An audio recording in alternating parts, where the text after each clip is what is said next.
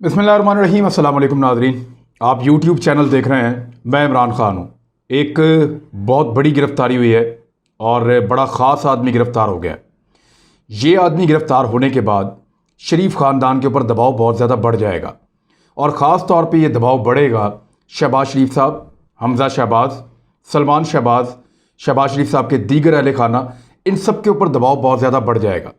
देखें, शरीफ ख़ानदान को आप दो हिस्सों में डिवाइड करें तो एक नवाज शरीफ साहब का ख़ानदान है, वो और तरीके से बिज़नेस करता है, वो और तरीके से मामला चलाता है और उन सारी चीज़ों को हैंडल करने वाला मेन आदमी इसहाक डार साहब हैं।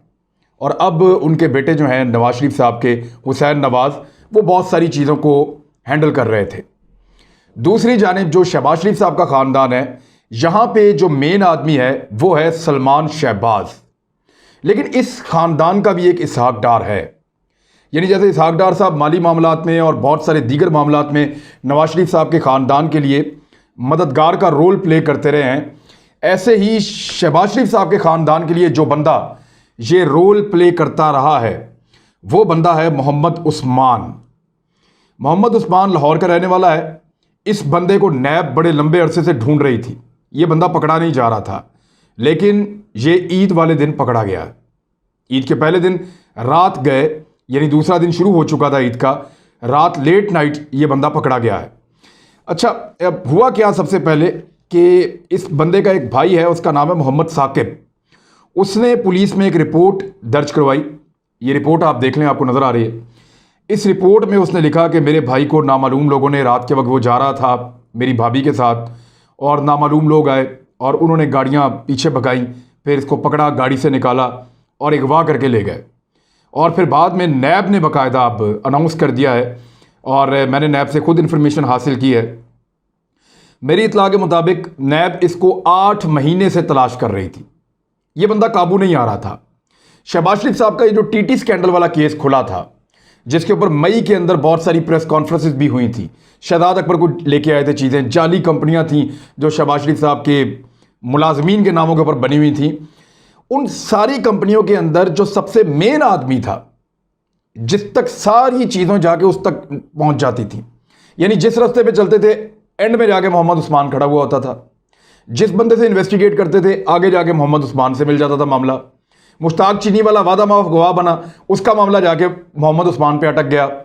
शहबाज शरीफ साहब के स्टेटमेंट्स लिए गए, वो जाके मोहम्मद उस्मान पे रुक गए। और बहुत सारे ऐसे लोग हैं, मैं आपको नाम बता देता हूँ।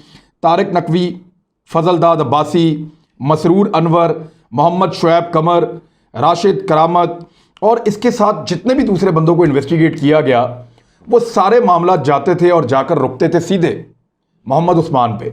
मोहम्मद उस्मान को बुलवाने के लिए नैब ने बहुत सारे समन किए। इसके जितने एड्रेसेस मैसर थे वहाँ पर रब्ते किए। इसके रिश्तेदारों को बताया कि मोहम्मद उस्मान से कहिए कि वो आके नैब में पेश होकर सवालात के जवाब दे। लेकिन ये आदमी फरार हो चुका था, ये काबू नहीं आ रहा था। इसके वारंट गिरफ्तारी हासिल किए गए, लेकिन ये फिर भी पकड़ा नहीं जा रहा था। नैब को एक मुखबरी होती है ईद के पहले दिन कि ये बंदा लाहौर में दाखिल होगा और ये किसी और शहर से लाहौर में आ रहा है। अभी नैब को ये नहीं पता कि ये कहाँ से आ रहा था, लेकिन नैब ने फौरी तौर पर तैयारी शुरू कर दी कि इस बंदे को गिरफ्तार करना है। मुख्तलिफ टीमें बनाई गई और जब ये बंदा लाहौर में एंटर हुआ तो फिर इसको रोकने की कोशिश की, ये निकल चुका था। बाद में इसके पीछे गाड़ी भगाई गई और 3 गाड़ियों ने इसको चेज़ किया, जाकर इसको रोका, इसको गिरफ्तार किया और फिर इसको नैब के दफ्तर में ले जाके बाकायदा इसको गिरफ्तारी इसकी डाल दी। अब ये उनकी हिरासत में है। मोहम्मद उस्मान का पकड़ा जाना कितनी बड़ी कामयाबी है, आप इसका अंदाज़ा यूं लगाएं कि जैसे इसहाक डार साहब हैं नवाज शरीफ साहब के लिए, ऐसे ही ये मोहम्मद उस्मान नामी आदमी है शहबाज शरीफ साहब और उनकी फैमिली के लिए।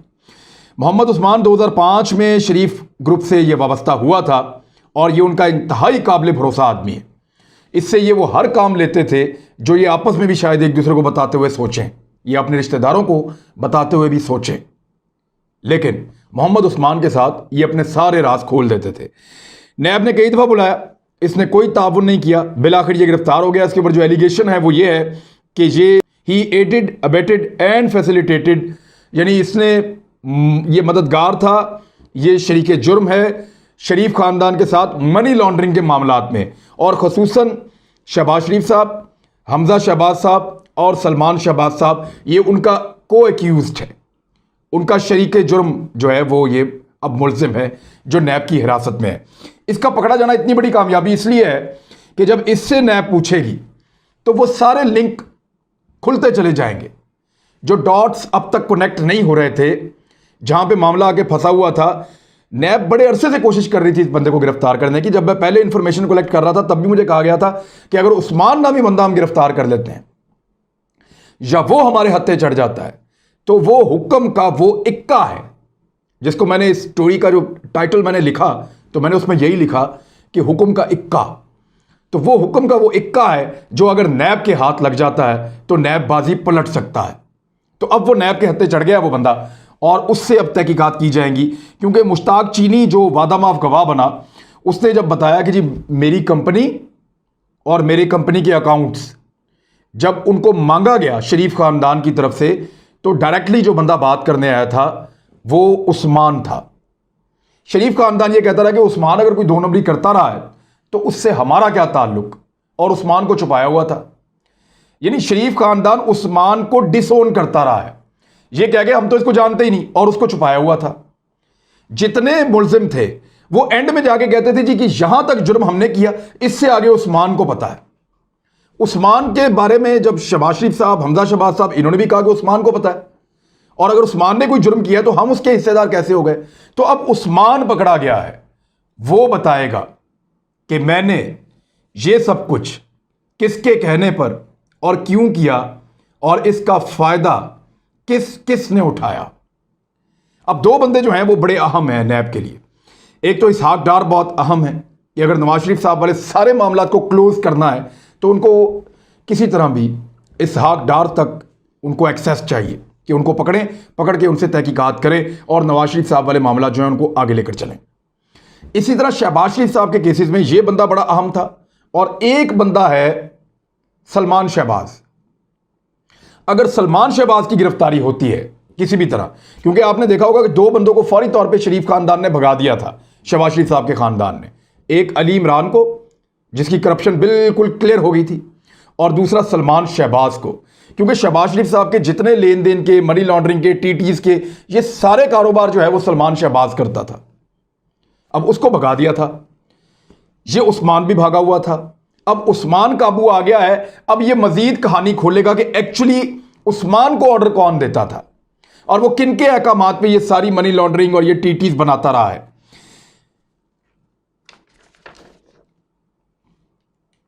इस बंदे पे जो इल्जामात हैं उनमें एक इल्जाम यह है कि इसने 7 अरब रुपए की, 700 करोड़ रुपए की, ये जो नया रेफरेंस शहबाज शरीफ साहब के खानदान पे बन रहा है, उसकी बिलवास्ता या बिलावास्ता उसकी मनी लॉन्ड्रिंग इसने की और ये उसमें मुलव्वस है।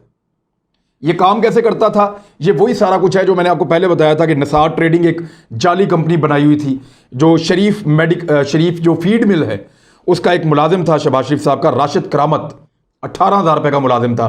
उसके नाम पे एक निसार ट्रेडिंग की कंपनी में करोड़ों रुपए आया और फिर वो शहबाज शरीफ साहब और उनकी फैमिली के अकाउंटों में आया, तो वो पकड़ा गया।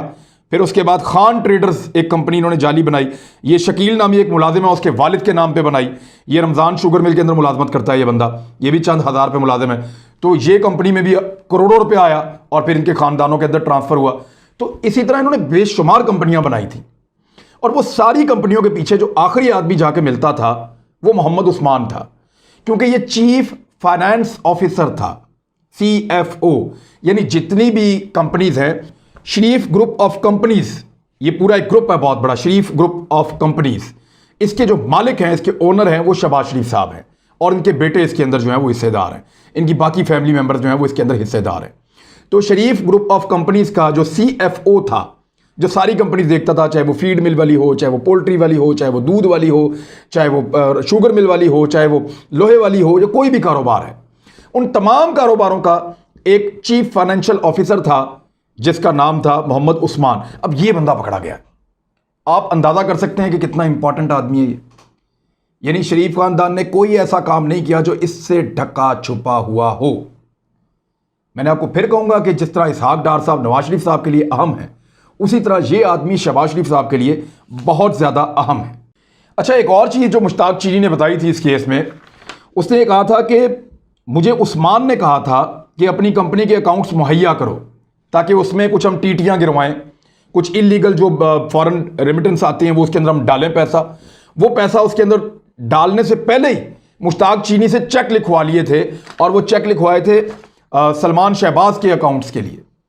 पहले उनसे चेक ले लेते थे, फिर उनके वहां पैसा डालते थे, फिर वहां से पैसा निकाल के शरीफ खानदान के अकाउंटों में आ जाता था। तो ये इस तरीके से कभी जाली कंपनियों को, कभी असली कंपनियों को इस्तेमाल करते थे मनी लॉन्ड्रिंग के लिए।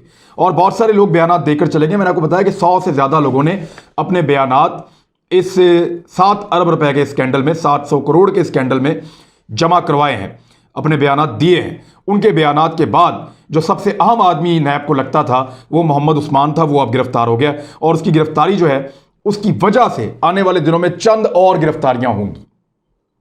मैं आपको फिर कह रहा हूं कि मोहम्मद उस्मान की गिरफ्तारी की वजह से एक ऐसा लिंक मिल गया है कि आने वाले दिनों में अब गिरफ्तारियों की एक सीरीज होगी, चंद और गिरफ्तारियां होंगी। अब पिछले दिनों आपने सुना होगा कि नैब के कानून बदलने की बात हो रही थी।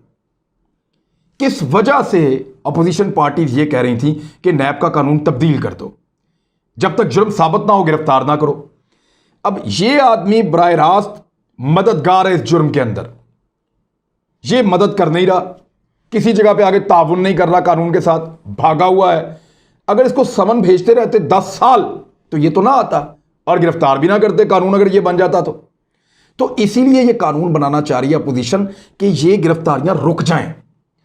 अब अगर ये बंदा आप गिरफ्तार नहीं कर सकते, कानून बदल जाए, फर्ज करें कि गिरफ्तारी रोक दो, इसीलिए तो रोकना है कि अगर ये बंदे पकड़े गए, यहां तक पहुंच गई नैब, तो फिर सारे पोल खुल जाएंगे।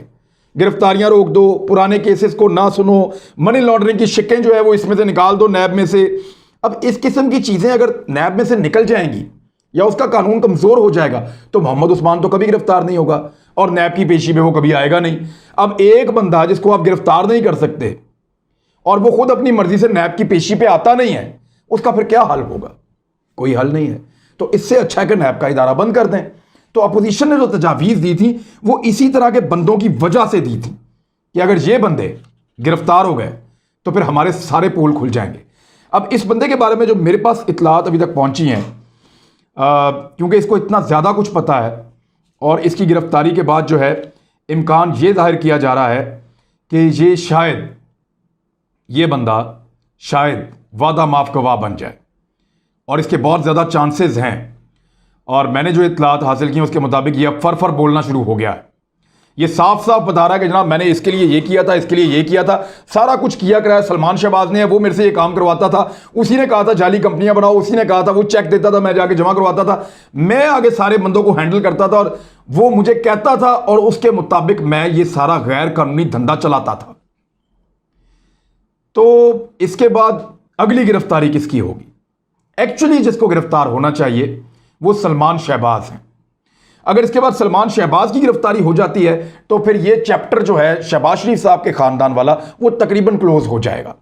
क्योंकि ये टीटी स्कैंडल, मैंने आपको पहले भी कहा था कि अगर किसी ने इनको रेस्क्यू ना किया, अगर कोई ताकत या कोई मुक्तदर हल्के ना आए या किसी ने इनको बचाने के लिए कोशिश ना की, तो फिर इस केस में कभी भी शहबाज शरीफ साहब और उनका खानदान नहीं बच सकता। क्योंकि ये पत्थर पे लकीर है, साफ जुर्म होता हुआ नजर आ रहा है। उनके अपने अकाउंटों में पैसे आ रहे हैं, वो खुद उसके बेनिफिशरी हैं और वो पैसा इलीगल तरीके से आ रहा है, कोई भी उसकी जस्टिफिकेशन नहीं दे पा रहा है।